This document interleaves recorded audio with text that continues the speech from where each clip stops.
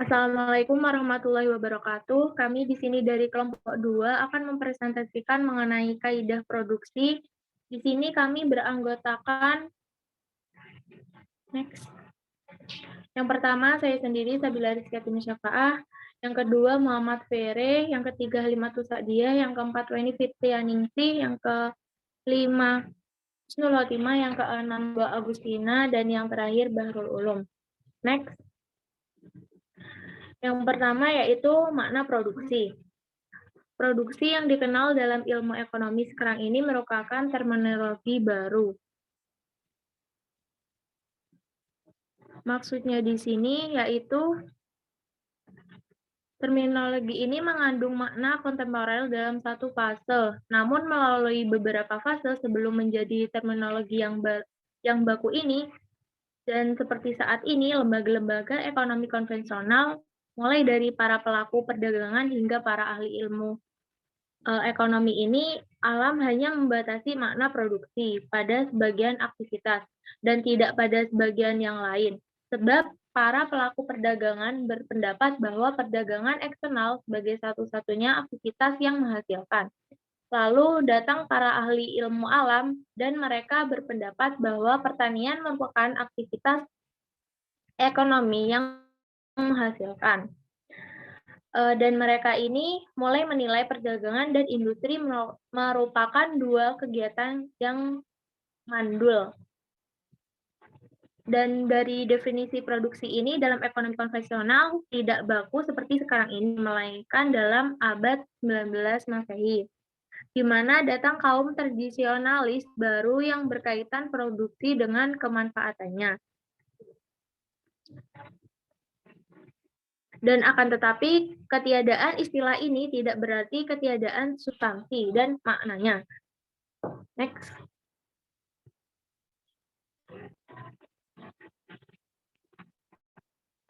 Contoh-contoh riwayat yang terdapat dalam fikih Umar dalam hal ini yaitu Utsman bin Abu As berkata kepada Utsman tentang lahan yang tidak dimiliki seseorang.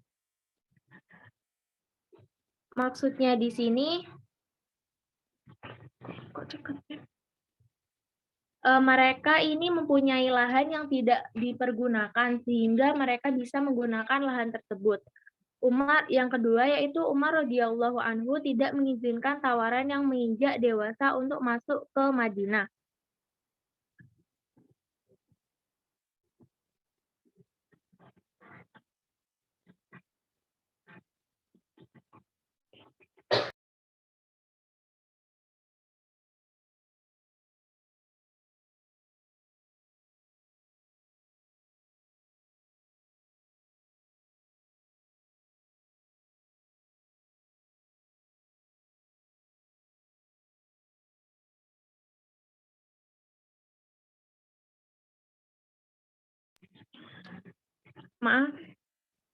Yang kedua yaitu Umar radhiyallahu anhu tidak mengizinkan tawaran yang menginjak dewasa untuk masuk ke Madinah.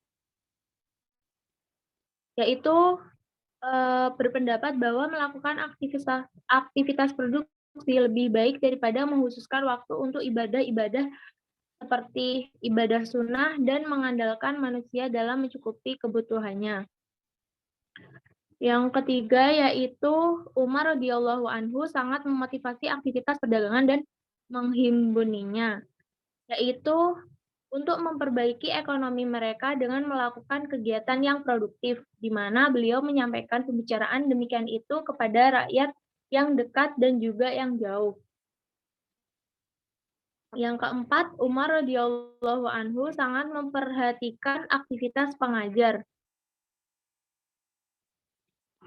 Di sini, namun juga memberikan dukungan kepada maknawi dan materi terhadap orang yang sedang atau tidak ingin melakukan kegiatan produksi. Di antaranya, contoh hal itu adalah seperti di Basrah terdapat seseorang yang disebut Abu Abdillah dan dia merupakan orang pertama yang berternak kuda di tanah lapang di Basrah. Maka dia mendatangi Umar seraya berkata kepadanya, sesungguhnya di Basrah terdapat lahan tanah yang bukan dari tanah kharaj dan juga tidak akan mendatangkan mudarat kepada seseorang dari kaum muslimin bila ditanami dan dijadikan ladang gembala. Yang kelima yaitu Umar mengembalikan kepada pekerjanya yaitu salah satu asisten gubernur Umar di Yaman yang ingin pergi jihad. Jadi pada waktu itu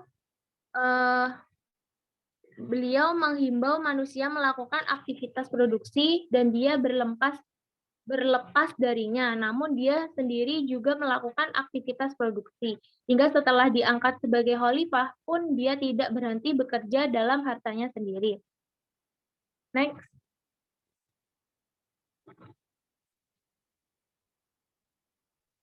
Yang kedua yaitu urgensi produksi dan tujuan-tujuannya. Yang pertama yaitu urgensi produksi. Urgensi produksi merupakan poros aktivitas ekonomi yang berkisaran di sekitar dan berkaitannya dengannya di mana produksi tidak mungkin ada dengan ketiadaannya. Karena aktivitas produksi ini mendapat perhatian sangat besar dalam semua sistem tersebut. Hanya saja perhatian ini berbeda antara suatu sistem dengan sistem yang lain yang berdasarkan perbedaan pada tujuan produksi tersebut. Sedangkan produksi mendapat perhatian besar dalam fikih ekonomi Umar radhiyallahu anhu dan dapat kami sebut yang terpenting dari beberapa fenomena perhatian tersebut, yaitu yang pertama saya kasih contohnya. Umar radhiyallahu anhu menilai kegiatan produksi sebagai salah satu bentuk jihad fi sabilillah, di mana hal ini mengatakan tidaklah Allah Subhanahu wa taala menciptakan kematian yang aku meninggal dengannya setelah terbunuh dalam jihad fi sabilillah tersebut. Yang lain tidak aku meninggal di antara dua kaki untukku ketika berjalan di muka bumi dalam mencari sebagian karunia Allah Subhanahu wa taala. Yang bahwasanya melakukan aktivitas produksi lebih baik daripada menghususkan waktu untuk ibadah-ibadahnya. Selanjutnya yaitu tujuan-tujuan produksi. Telah terdapat upaya-upaya untuk mengetahui tujuan produksi dalam ekonomi Islam yang berpendapat ada 4, yaitu merespon kebutuhan produsen secara pribadi dengan bentuk yang memiliki ciri keseimbangan. Yang kedua, memenuhi kebutuhan keluarga. Yang ketiga, mempersiapkan sebagian kebutuhan terhadap ahli warisnya dan generasi penerusnya. Dan yang terakhir, yaitu pelayanan sosial dan berinfak di jalan Allah. Tujuan ini yaitu produksi dengan dalil-dalil dari Al-Quran dan As-Sunnah, namun menyanggah penentuan pada tujuan tersebut sebagai landasan bahwa keempat tujuan ini bersifat umum yang berlaku pada setiap unit ekonomi. Artinya keempat tujuan ini sesuai bagi konsumen dengan kadar kesesuaian perkembangan dan produsen. Yang selanjutnya akan dijelaskan oleh teman saya.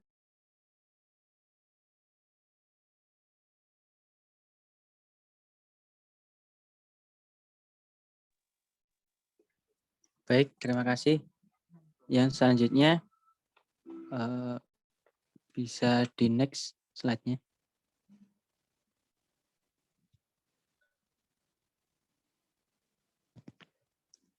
Halo, slide-nya bisa di next-in.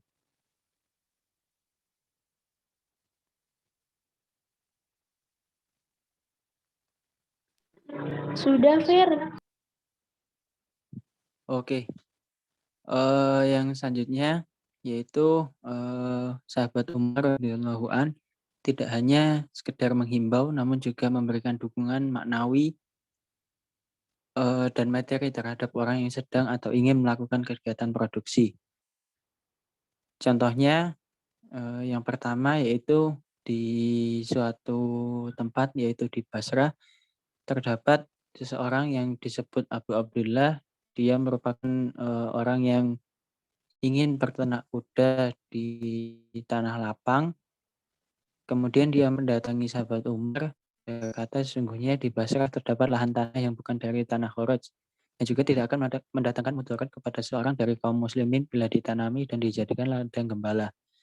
Kemudian Umar menulis surat kepada gubernur Basrah yang intinya dimohon untuk gubernur tersebut mengizinkan kepada mengizinkan pemuda tersebut untuk menggembala Yang selanjutnya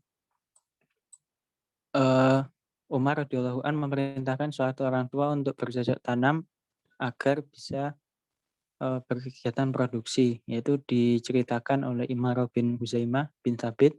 Ia berkata, aku mendengar Umar bin Khattab berkata kepadaku, apakah yang menghalangimu untuk menanami tanahmu? Maka ayahku berkata kepadanya, aku orang Tuhan, aku akan mati besok. Kemudian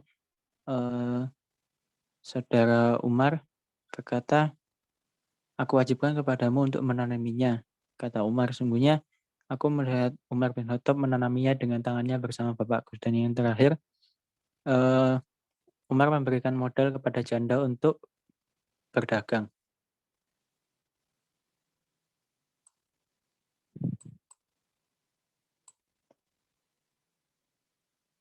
Di sini bisa kita lihat bahwa janda yang sudah tidak ada suaminya itu diberikan modal atau diberikan modal oleh sahabat Umar untuk berkegiatan atau berkegiatan produksi. Bisa di nextin. Oh ya ini. Baik, yang nomor 5. Bahwa sahabat Umar radhiyallahu an tidak hanya menghimbau, tapi beliau juga beraktivitas produksi bahkan setelah diangkat sebagai khalifah. Hal ini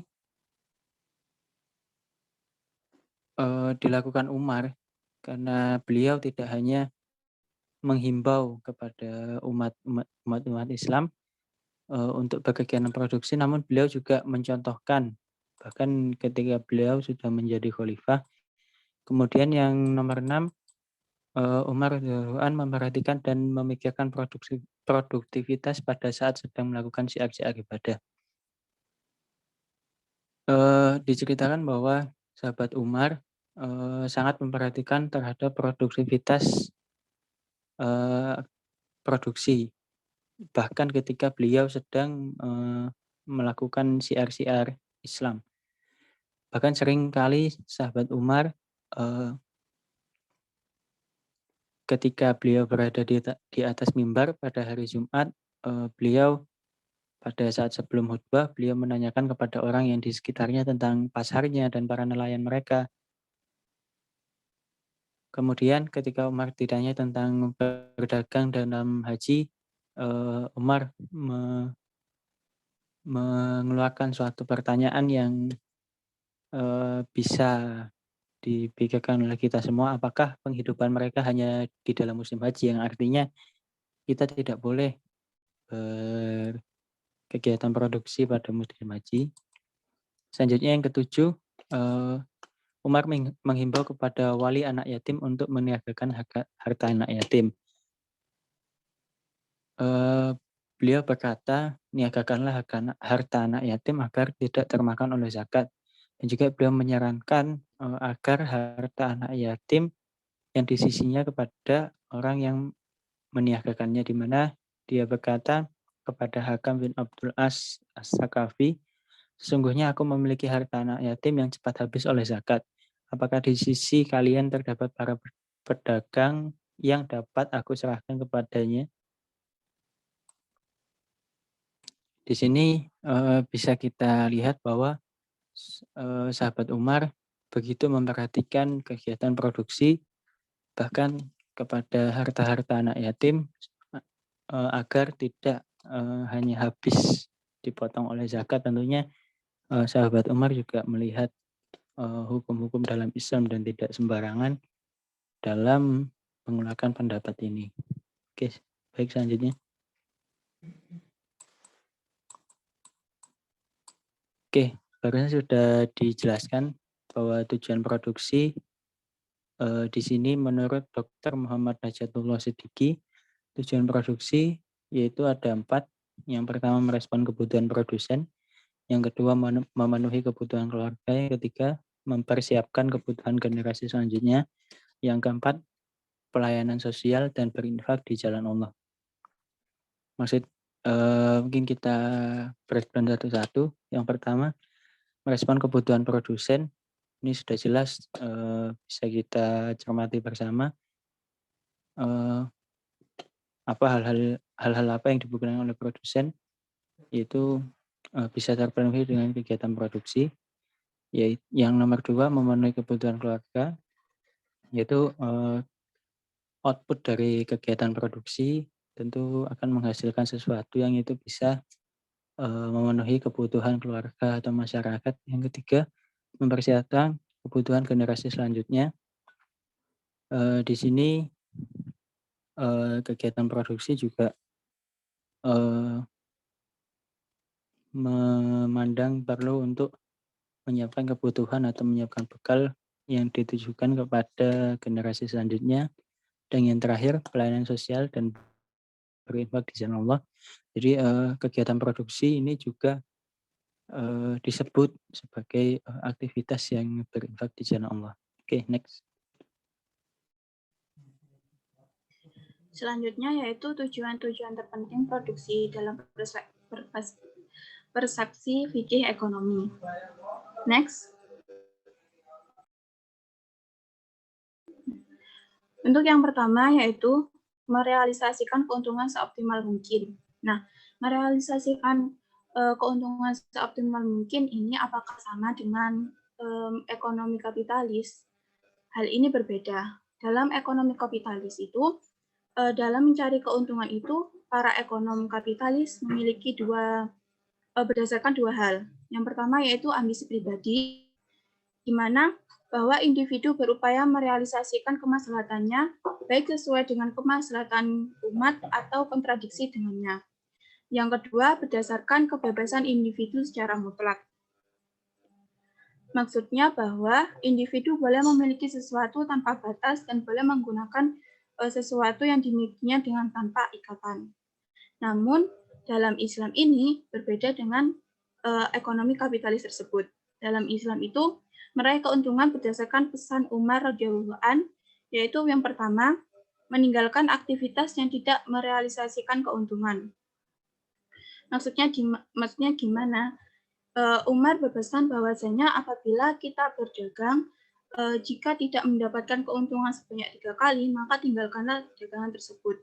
Beralihlah ke dagangan yang lebih menguntungkan. Seperti itu. Terus pesan yang kedua yaitu memiliki tujuan mewujudkan keuntungan dalam setiap perekonomian. Umar memerintahkan kepada kaum muslimin untuk mewujudkan keuntungan dalam setiap perekonomian. Misalnya, pada harta anak yatim yang diniagakan untuk mendapatkan keuntungan.